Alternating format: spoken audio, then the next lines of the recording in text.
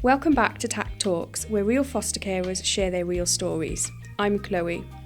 If you've been following along, you'll already know Gemma, Karen, Nigel and Mark and how they've taken us through their fostering journeys and all the things nobody warned them about. Today we're going somewhere a little different. In this episode, The Little Wins of Fostering, we're talking about the moments that don't always make the headlines, the quiet ones, the small ones, the ones that happen on an ordinary Tuesday that you never forget. Because in fostering, it's often the little things that mean the most. Gemma, Karen, Nigel and Mark, welcome back. What's a small moment that's meant a lot to you? Taking my children away on holiday for the first time ever. We surprised them. We booked an holiday to Egypt for our two little ones, and we sort of said to him that we was going to a meeting. So we turned up at the airport and we just said to them, we're going on holiday. What was their reaction? We said we were going to Egypt for on holiday for... and he turned and he said to me when I said, he said, "Oh, for the day." But I mean, they're only like that. They're only like that. And you're looking at them, the excitement was just... When they're on the plane, you know, when we got to the never resort. Been on a plane, never been on holidays. You know, that, it was like, wonderful. It's like sitting there and you're just beaming. You're absolutely beaming. We had a fantastic week with them, we did, you know, and we have been on further holidays, you know, so that's been a big thing for me, that to see them children happy. Yeah. We took the two boys to Florida, family, and we went with another family, and my cousin and his family as well. So there were children who were the boys' ages as well. But as you say, we were in Cardiff Airport and we all had T-shirts, all the same T-shirts, and we all had our names on the back of the T-shirts as well. So we were all in there. And up until then, they hadn't, we'd go on holiday, that's fine. But then when we got onto the aeroplane, they were absolutely bouncing, in fairness. You know, it's a 9-hour flight to Florida, but I tell you what, they loved every minute of it. And as you say, when we got off the other end and you go in around things like Mickey Mouse, and they were 6 and 8 at the time, 7 and 8 at the time, so it was a couple of years after they'd come to us. And as you say, we were going to all these places, Mickey Mouse, and they were, as you say, the smile on their face. You can't replicate that. You cannot replicate that. And you look at the photographs, you look at the odd photographs that we had, you have individual photographs on a particular ride or something like that, and you can see the smile on their faces. And meeting the Disney characters, was the highlight. Breakfast with Disney characters, oh my God. They couldn't eat because they were so in awe of these characters walking around the breakfast area. And just looking at their faces was incredible. It was. Toilet training was a massive win for us. Our little one was 4.5 when he came to us, still in nappies, and we were told, good luck with getting him to go to the toilet, he just won't do it. And he had a fear of the toilet because he'd always walk the sort of toilet door, maybe a little bit ajar, somebody'd left a little jar, he'd go past and slam it, don't like the toilet, frightened of the toilet. So we started leaving the door open a bit more on purpose for him to see the toilet doesn't harm you and things. Normalising. Yeah, and we said it was coming up to Christmas, so we had Christmas, and I said, right, New Year's Day, the nappies have gone. So I did on New Year's. I said, they've gone now. I said, it's a new year, they've gone. Okay. So we say, if you go for a pee, you'll have a little chocolate. If you go, for a poo, you'll have another little chocolate. And he'd run downstairs, chocolate, I've had a pee. And then he used to say, I've had a doubler. So he'd have 2 chocolates then. Within a week, he was no accidents or anything, he was done, and we were like, everybody said we couldn't do this, and we've done it. Oh, wow. Brilliant. Yeah, and, he's great ever since. And part by night really quick as well, though. Part of the challenge is when somebody says, you can't do something. Now, to me, if somebody says, I can't do it, that gives me more determination that I am going to do it. Exactly. Gives you motivation, you have. And do you know what, right? I hope that filters into some of the children as well. Because I say to them, they say, I can't do this. Hang on a second. Yes, you can do it. We'll do it together. We'll go through it. And if you can't do it the first time, you may not do it. Riding a bike. Okay? Riding a bike. Similar sort of thing. The younger one of the 2 boys couldn't get it. He could not get it. Every time he'd go down, he'd fall off. So I said, right, we'll persevere. I said, we're not having stabilisers. No, we're going to go with the bike. Small bike, and we went, and his brother got it very quickly. So we've got a long cycle path where we are. So put the boys, started about, hold on to the seat, right, go on, yeah. Finally got him to go, and he was going, and he was like this, and he was zigzagging in and out and whatever. He finally got it. He'd gone about 50 yards, and he fell off. Excited. And he was so excited because he'd done 50 yards. He was so excited by that. Said, right, okay, we'll get back on again. Right, okay, off he went again. And he got steady, got a bit further. But it was me saying, you can do this. Him persevering and said, right, okay, if you say I can do it, I can do it. And he just kept going, persevering on. And we got it in. And there must be so many other children who run the same situation. They persevere.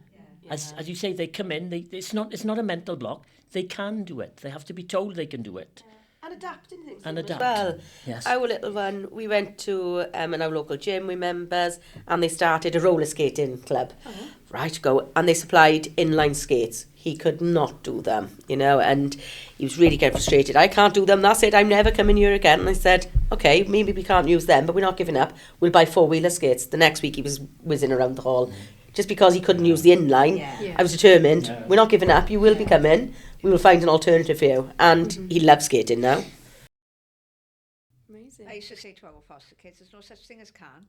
We will try until you do, until you can do it. When they first came to us, the two young ones, we had obviously the information on the two boys, and their schooling was average, average for their age. So we obviously changed schools when they came to us. And I said to the headmistress, I said, can you let us know how they are? Because we need to adapt ourselves to what learning we need to help them with. And they said, they don't even know the alphabet. So, okay. As we didn't know, obviously, lockdown came then, didn't it? And we had to homeschool them. I said, right, okay. That was a right, challenge. that's it. I said, here's a challenge. Me not thinking, let's do 8 hours a day, is it? Like they do. I was schooling them for 8 hours a day. And they went back to school. They went into school after lockdown. They were top of the class. You're probably glad to go Swear to God. They knew the times table. But I was so stressed. I thought I could never be a teacher. But they went back to school and they were up to scratch. And the teacher said, the headmistress said to me, well done.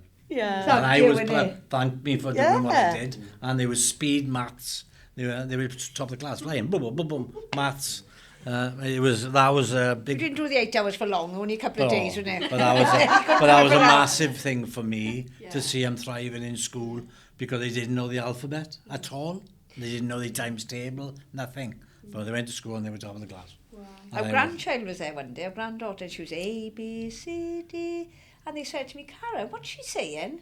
And I said to him, she's saying the alphabet. They really didn't know what she was saying. And the school, that comes back to school. And they were 7, 6. Why would 6 you give me a 7? report saying you're average when you don't even know the alphabet?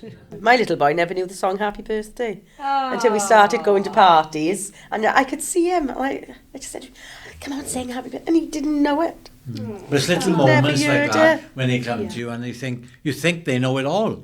But until you go and do something, something will trigger something, and then you think, oh my God, how did they know that? And then you were puzzled then, and like go back to Mark said, you can do it. Yeah. What's something that might seem tiny to others but felt huge in your house? Not having to ask for things. I mentioned earlier on about asking, can I have a drink and whatever.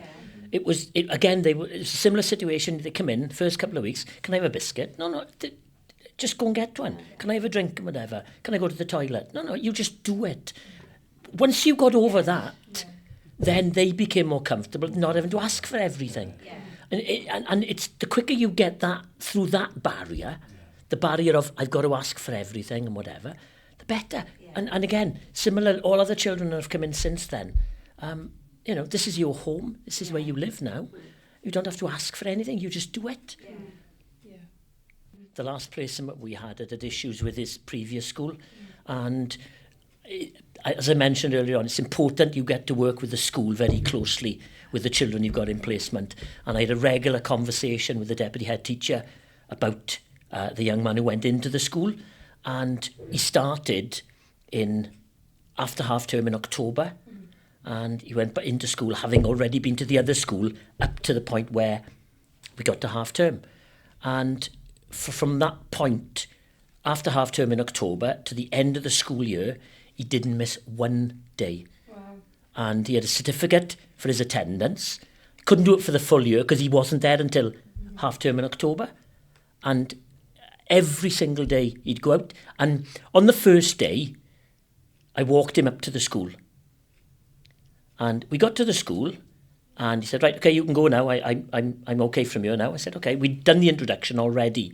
So he went into the school and, as I said, he'd been put with one young man in a class who was really supportive and was really good with him.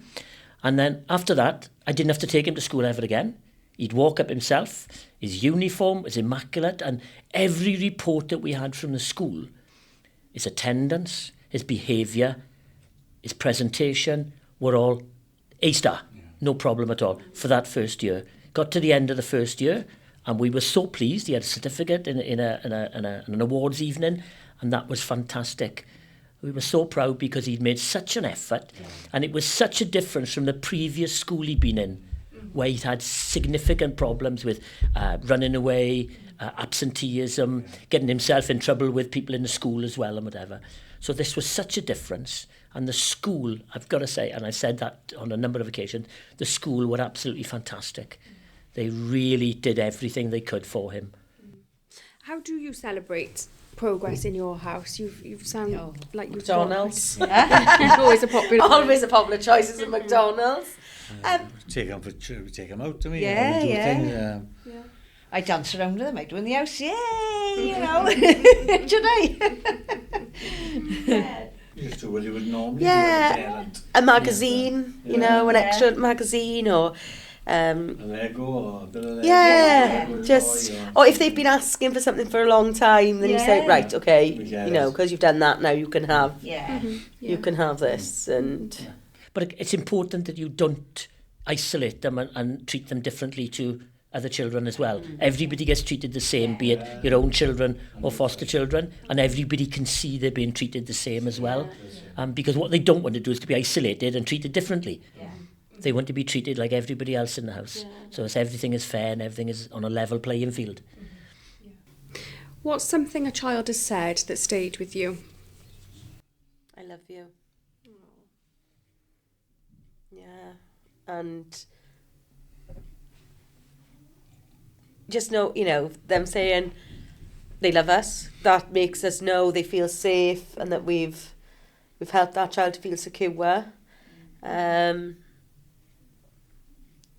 just there's lots, isn't it? It's hard to. Thank you for being there for me. Yeah. Thank you for doing this for me. Yeah. I've never had that done before. Yeah. There's loads of things that they say to us.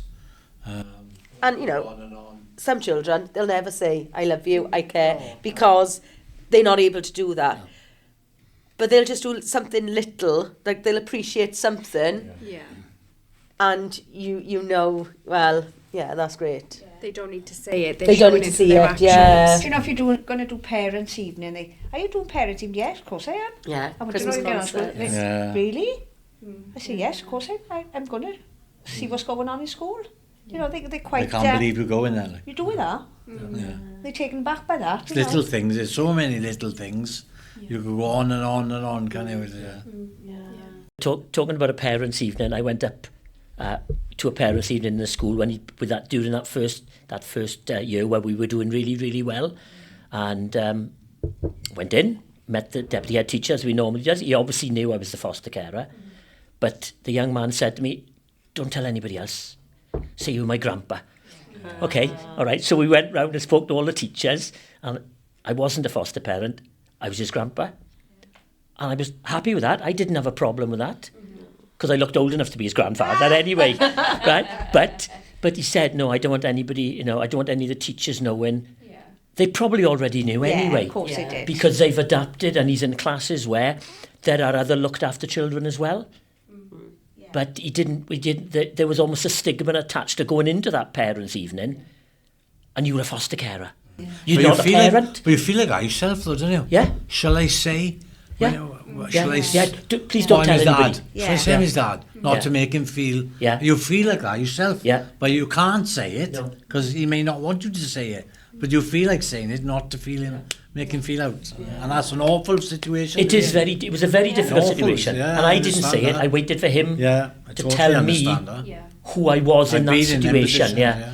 Yeah. I've been in them situations Yeah. where you feel as if you want to say it, but you know you can't, unless the child says it. Because you want to save their feelings, don't you? of course it is. Yeah. But they don't realise what you were thinking. Yeah, especially with teenagers, Yeah. when they introduce Oh, you to they're their friends. worst, they're the They want worst, to be yeah. cool, and Yeah. so it's like, well, you call me whatever you want to call me. Yeah. And they do sometimes. Yeah, they do say it. So what's been the most rewarding part of fostering? Seeing the children thrive. Yeah. You know, we may not have had happy outcomes for each child that comes through our doors, but we know that we've done everything that we possibly could for that child. And it's nice to see them happy, Jim, isn't it? You know, happy children. But when they get older, 16, 17, and you see them doing things, you've made a part of their life to make them be in that position where they wouldn't have been in that position. You have played a part in that little role, maybe a year, it could be 2 years, it could be 5 months, but it could be 10 years, but you have played that little bit of role where they will think what you've done for them. Thank you to Gemma, Karen, Nigel and Mark for sharing those moments with us today. If today's episode has reminded you of anything, it's that fostering doesn't have to look like big gestures. Sometimes it's just showing up day after day and letting the small moments add up. If that sounds like something you could do, we'd love to hear from you. Visit tactfostering.org.uk or give us a call. Until next time on TACT Talks.